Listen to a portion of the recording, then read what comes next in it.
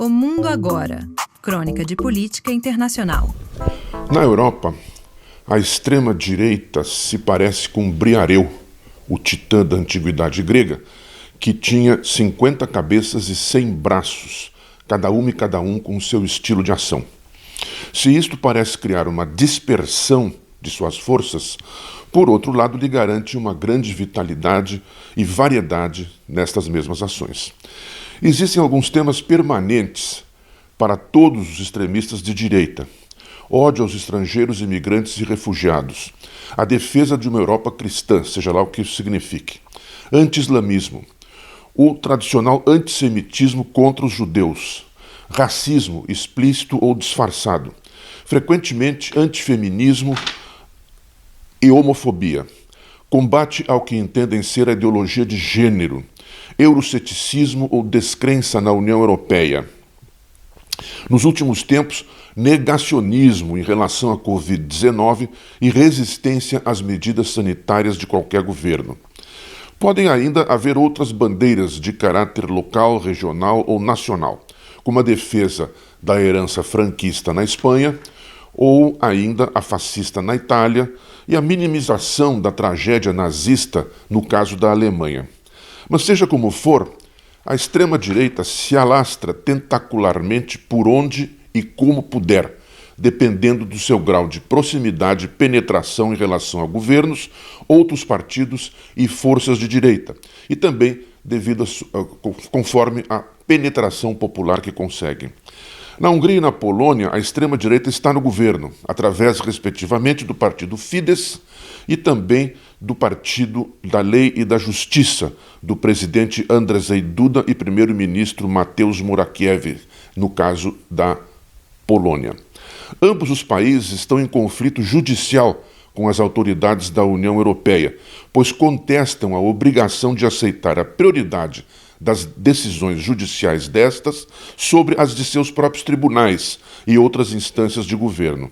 O problema é que a União condiciona tal aceitação como pré-requisito para o recebimento dos subsídios financeiros concedidos aos países membros.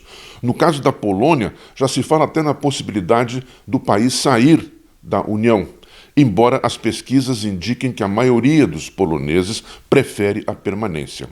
Já os governos da Croácia e da Grécia estão sob escrutínio por parte da Comissão Executiva da União Europeia. Motivo: reportagens investigativas de um conjunto midiático liderado pela revista alemã Der Spiegel revelou que forças paramilitares desses países têm detido, espancado e forçado refugiados que procuram atravessar suas fronteiras a retornarem para fora do território da União Europeia. No caso da Grécia, as acusações envolvem denúncias de que refugiados foram devolvidos ao mar em suas embarcações precárias. Mais ainda, pairam suspeitas de que estas forças paramilitares pertencem ao aparato policial dos dois países e obedeceriam ordens superiores oriundas desde dentro dos seus governos. Na França, a extrema-direita cresce nas intenções de voto para as eleições presidenciais do ano que vem. O líder direitista Éric Zemmour, que ainda não é oficialmente candidato, já desfruta de 17% das intenções de voto. Marine Le Pen, do Rassemblement National, tem 15%. Os dois juntos somam 32%. O atual presidente, Emmanuel Macron, tem 24%. E os quatro partidos mais à esquerda, juntos, verdes, socialistas, comunistas e a França Insubmissa, somam 25%. O cenário provável da eleição vai repetir a da anterior, Macron enfrentando uma candidatura de extrema-direita no segundo turno, com a diferença de que agora há dúvidas sobre se os partidos de esquerda o apoiarão, como fizeram no passado. Na Alemanha, o partido Alternative für Deutschland, de extrema-direita, não se saiu muito bem nas últimas eleições, mas assim mesmo desfrutou de uma boa votação entre os eleitores mais jovens da antiga Alemanha comunista, assolados pelo desemprego e pela alta do custo de vida. Na Península Ibérica, a extrema-direita se articula cada vez mais com a crescente influência do partido Vox na política espanhola. Vox se dedica, entre outras causas, a resgatar a memória da ditadura franquista. O caso mais notável dessas iniciativas radicais de extrema-direita aconteceu há cerca de 2 semanas na Itália.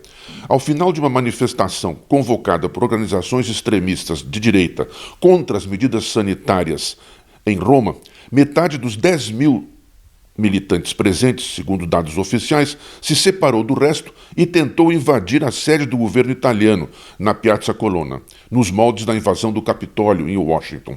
Detida pela polícia, a multidão mudou de rumo, invadindo e depredando a sede da Confederazione Generale Italiana del Lavoro, a CGIL, uma das principais centrais sindicais do país, num gesto que lembrou as antigas práticas fascistas. Estas e outras múltiplas ações da extrema-direita europeia vêm mostrando sua amplitude e sua força, mas ao mesmo tempo expõem seus problemas e também debilidades. Apesar do esforço de promover uma unificação programática e pragmática a nível continental, ela padece de uma dispersão promovida pela natureza de algumas de suas bandeiras, como a do nacionalismo excludente e competitivo. A sua evocação de uma Europa saudosista e unificada se ergue sobre a mística de uma resistência contra inimigos descritos como pesadelos: judeus, muçulmanos, comunistas, feministas, homossexuais, lésbicas, sanitaristas, defensores dos direitos humanos e por aí vai. O problema é que por aqui, como em outras geografias, ainda existem multidões que preferem permanecer no pesadelo, a despertar e enfrentar o mundo como ele é.